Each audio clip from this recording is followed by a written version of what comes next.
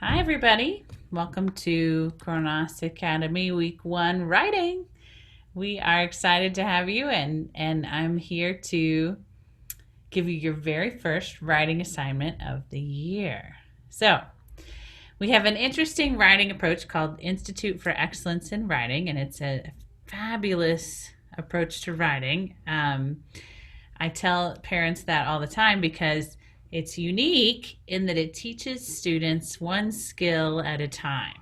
So, so we're going to work on our first skill this week, and that's how to write a keyword outline. So instead of writing down your ideas in sentences, you're just going to write a few words to help you remember the information. So that'll be fun. And then the first stylistic technique we're going to work on is replacing banned words. So we're going to ban some words in our writing this week. And it's just words that, we use a lot. And so we don't, and they're not as descriptive as other words. So it'll be fun. But let me share my screen and show you what I mean.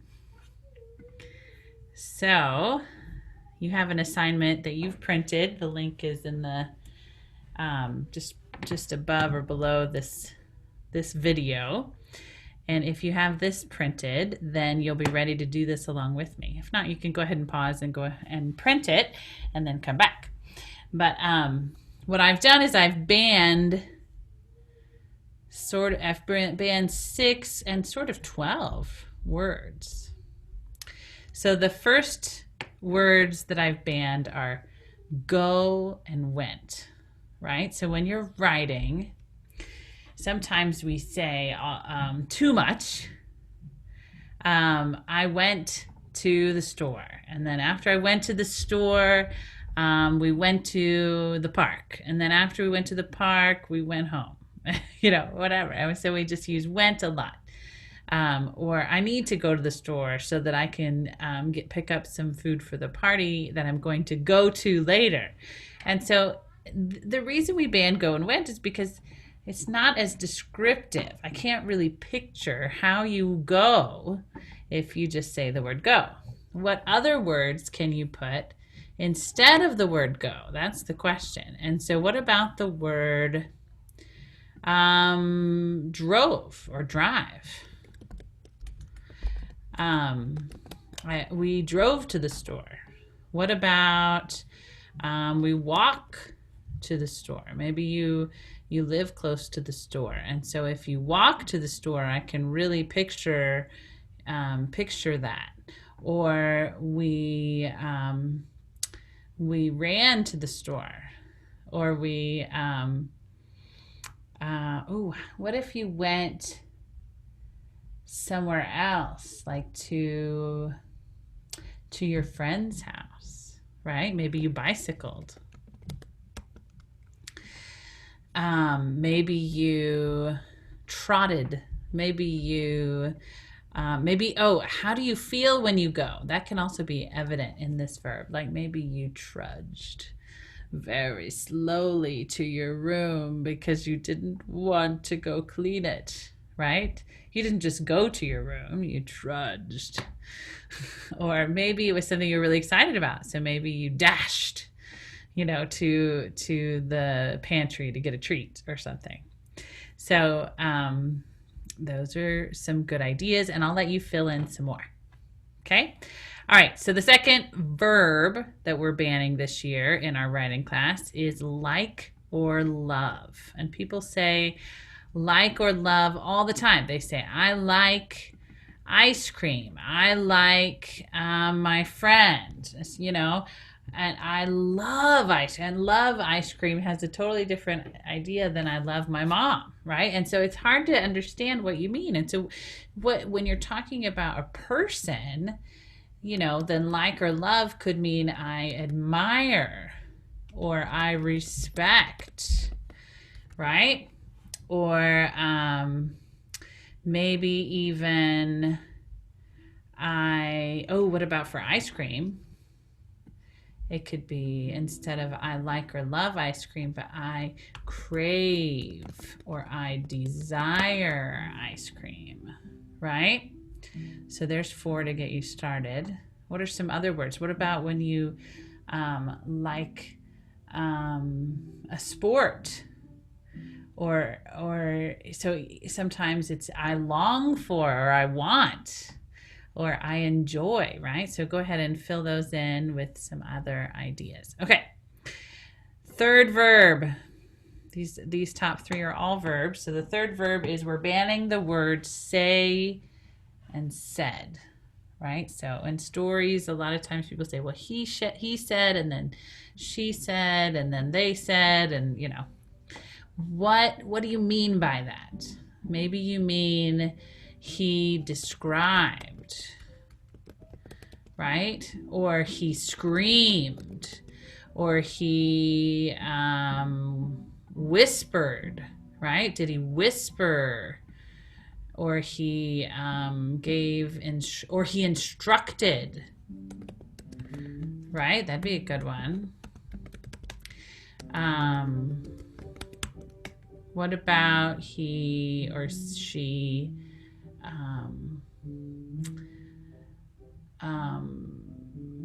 lamented? That would be if you said something really sad, right? So there's some ideas. Okay, the bottom 3 banned words are all adjectives. So you can see that it says quality adjectives at the top. And we're going to use this because we want to replace our boring adjectives with good quality adjectives, right? Just like up at the top, we were replacing boring verbs with strong verbs. So we're going to replace our boring adjectives with quality adjectives. So good and bad, and I know that those are opposites, but good and bad are both kind of boring. So what can we replace good with? Well, some person who is good is maybe admirable, or maybe moral. Like a good person could be somebody who has good morals, or is really moral, or is respectable, or is friendly, right? If it's a good friend, maybe it's a friendly person. What about bad? And you can do a mixture on this section. Bad could mean frightening. Like if there's a person who's bad, maybe it's a frightening person or a dangerous person. Or it could be somebody who is immoral, right? Or a bad, maybe it's sour. Maybe it's a bad, not necessarily a sour person, although that's an interesting adjective, but even a sour food, right? And so it's you can even make that a metaphor for a person. If they're sour, they always have sort of a sour countenance. Okay, the next group are also adjectives, big and small. So big and small are just not that interesting. What if we say something to compare it to? Like if something's so big, it's life size, right? I think maybe that has a hyphen in it. Or it could be gigantic. So people like to use the word ginormous, which is enormous and gigantic combined, which I guess is a real word. I don't know. You could look it up. Or minuscule. It's one of my favorites. Or miniature or microscopic. It looks like I misspelled minuscule. I'll put miniature because I don't remember how to spell minuscule. Minuscule. Anyway, you guys can send me a note and tell me how to spell it. Okay, last set. Pretty and ugly. And I'll just give you a couple examples. These will be really fun to make up, right? Because if a person is pretty, then maybe they are attractive, which can mean more than just their looks. Maybe it means that they have an attractive personality too. They're something like, or friendly. Maybe they are elegant. Maybe an ugly person is unkempt, or unwashed, or somebody who is ugly could be sour again, right? Or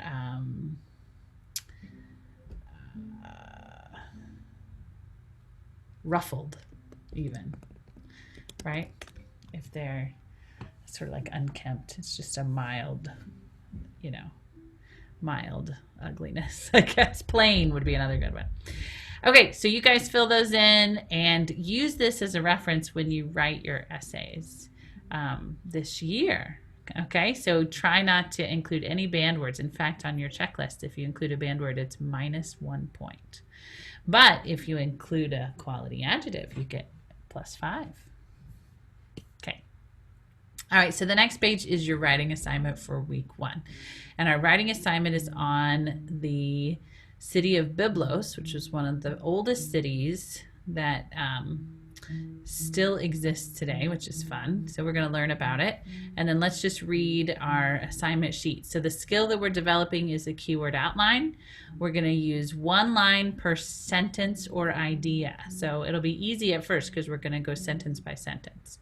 Only 3 words per line. So you can't copy the sentence, and definitely don't include any little words like of or for or to, But you can use unlimited symbols, numbers, and abbreviations. So remember that.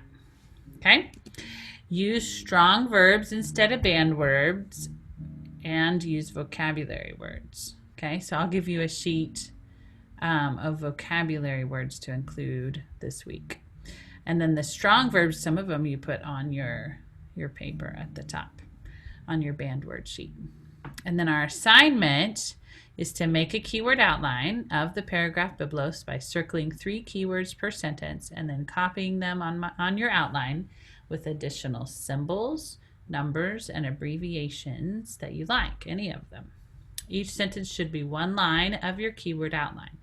Put a strong verb in each sentence and underline it. Be sure to replace any banned words with strong verbs and use as many vocabulary words as possible. Do not write out the paragraph, but practice presenting your paragraph out loud from your keyword outline and be ready to present your paragraph of clear, interesting sentences in class next week. And then I have a challenge for returning dialecticians.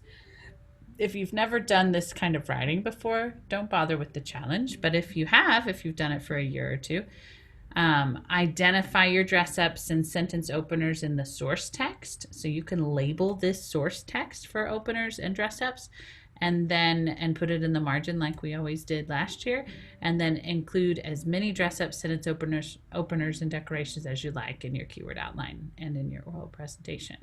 So if you don't know what that means, don't worry about it, you will soon. Okay, so here's our article, and we're gonna read it real quick, and then we're gonna take each sentence and make a keyword outline by choosing 3 keywords from each sentence. So this is Byblos. Byblos, modern Jebel, is an ancient seaport located on the coast of the Mediterranean Sea, about 20 miles north of the modern city of Beirut, Lebanon. It is one of the oldest continuously inhabited towns in the world. The name Byblos is Greek. Papyrus received its early Greek name Byblos because it was exported to the Aegean through Byblos, and consequently the English word Bible is derived from Byblos as the papyrus book.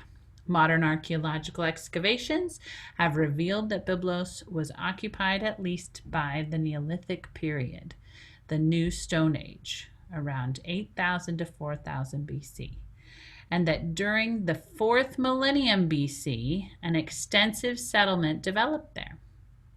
Because Byblos was the chief harbor for the export of cedar and other valuable wood to Egypt, it soon became a great trading center. The Phoenician alphabet was developed at Byblos, and the site has yielded almost all of the known early Phoenician inscriptions, most of them dating from the 10th century BC. The ancient ruins of Byblos were rediscovered by the French historian Ernest Renan, who led a survey of the area. Systematic excavations were begun there by Pierre Montet in 1921. In the mid-1920s, Maurice Dunod resumed the work and continued until the mid-1970s. The ruins today consist of the Crusader fortifications and gate, a Roman colonnade and small theater, Phoenician ramparts, 3 major temples, and a necropolis, and the remains of the Neolithic dwellings. Byblos was designated a UNESCO World Heritage Site in 1984. Okay, so your last page is what you need to be looking at. And I think I can make it show both at the same time.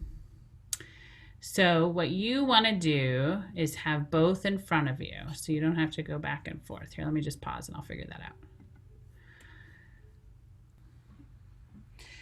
All right, now I have it side by side, so you can do what I'm doing and put the article on one side and your keyword outline on the other. And that way you can go sentence by sentence without having to flip back and forth.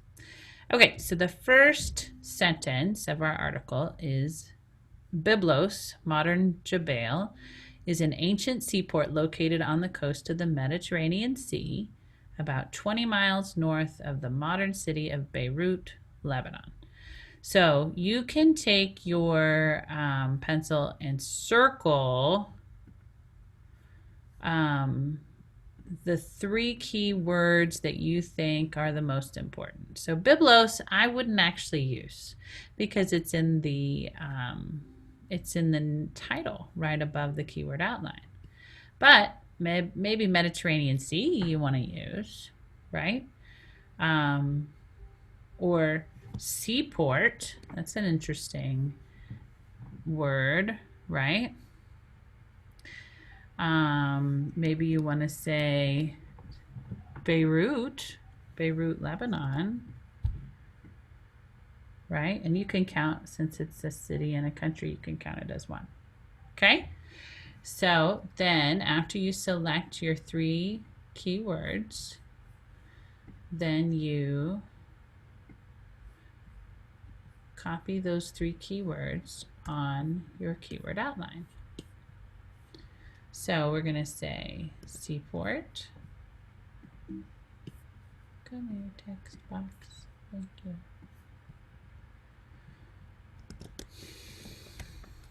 Seaport, Mediterranean Sea, and I'm going to abbreviate Mediterranean. You don't have to. 20 miles doesn't count because numbers and abbreviations you can use unlimited. But then Beirut, Lebanon. So I didn't include the current name of the city. And I really only have one. Well, I guess I have enough words. So I don't really have, and that's okay.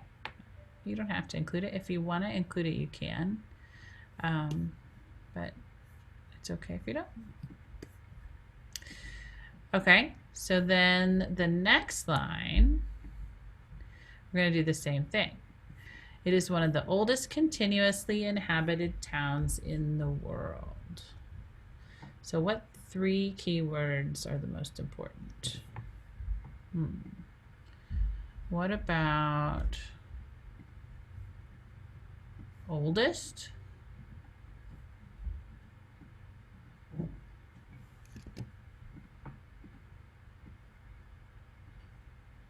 Squish my circle. Continuously inhabited. I like all 3 of those. What do you think? And that means that, you know, it was never empty.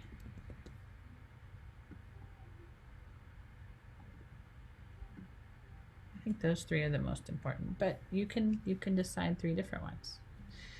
Oldest, continuously inhabited. Okay.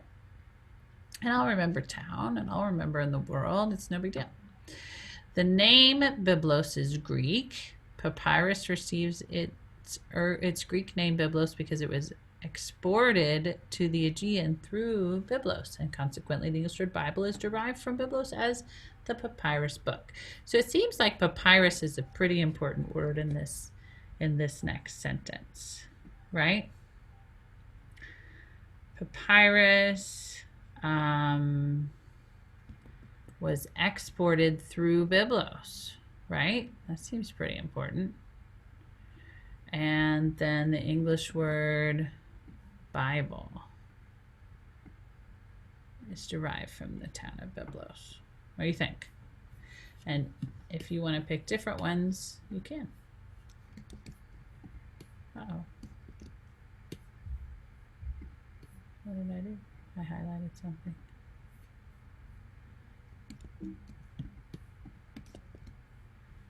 Funny.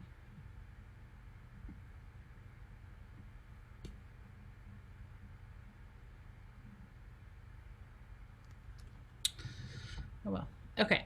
Papyrus exported and Bible. And I'm going to just put an abbreviation for derived. So papyrus was exported there, and the Bible, the word Bible, ooh, I'll put it in quotes. The word Bible is a derivative from Byblos, and I think I'll remember what that means. Okay? So I think maybe you get the idea. We'll probably do one more, and then I'll let you finish it on your own. Modern archaeological excavations have revealed that Byblos was occupied at least by the Neolithic period, the New Stone Age from 8000 to 4000 BC, and that during the 4th millennium BC, an extensive settlement developed there. So those dates are really important, but they don't count, right? So what does count is any words. So let's definitely include Neolithic period, right? And settlement. That's a good way of saying that people actually lived there, right? And how did they find this out? Through archaeology. Is that important? Seems important to me. Okay. So then over here, we're gonna, on our keyword outline, we're gonna write those 3 keywords. And remember, you can add any abbreviations that you like. You can also add pictures. So, which is easier for you when you're drawing it with a pencil. Archaeology, I'll just put archaeology. Just like archaeologists discovered that it was settled in the Neolithic period, something like that, which is 8000 to 4000 BC settlement. So, like, let me give you an example. The next one has export of cedar wood. So if you wanted to, you could draw a tree, especially if you know how to draw a cedar tree. Or you could put a C next to a tree so that you remember it's a C tree or cedar tree. You can always write an abbreviation for Byblos and just put a B period to show that you're talking about Byblos. And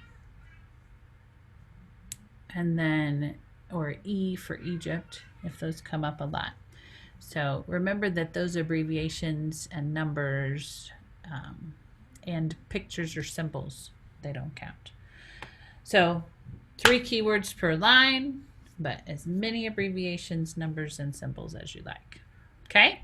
So after you finish the whole keyword outline, and there should be 1 line for every sentence, then you go back and you can make sure you have a strong verb in each sentence. Use your vocabulary words to help you and your banned word list, right? So in our banned word list, we have, oops, it's down here. We have big and small, right? So what kind of a city is it? Is it a small city? Is it, or town? Maybe it's miniature or minuscule. I don't know if that's appropriate. Maybe it's humble. What about good and bad? We have different things for that.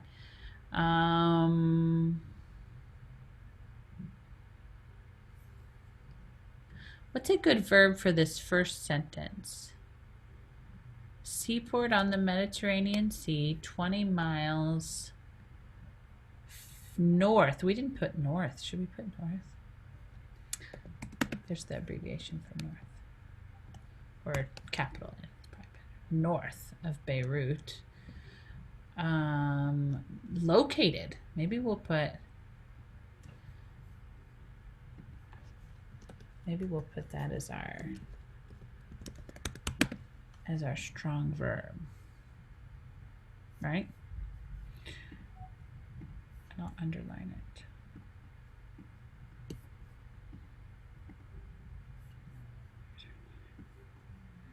All right, so you can underline it, your strong verb in your sentence. Okay. Oldest continually inhabited. You could make inhabit the verb if you want to in number 2. Or, I mean, sorry, number 1.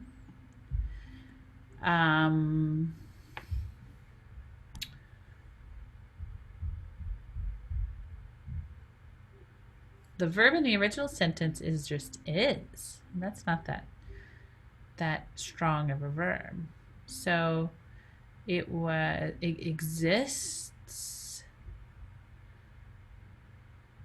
or people have inhabited. I think inhabited is the best verb that I can think of. People have inhabited Byblos the longest. Something like that.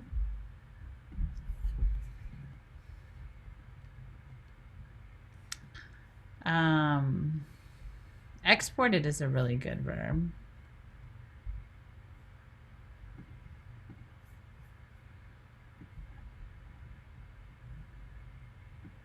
For your second sentence. And archaeologists excavated, and I'm adding a word, but you can do that at this point. When archaeologists excavated Byblos, they determined, that's another good verb for this sentence. They determined that it was, or they dated it, 8,000 to 4,000 BC, something like that.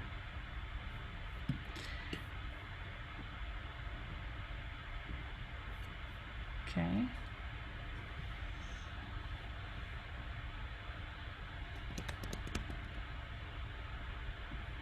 I'll put both of those in my green area. Okay, and then don't forget to underline your strong verbs. Oops, come here, line. There it is. So excavated is one, and dated. So they found the date. Okay, anyway then.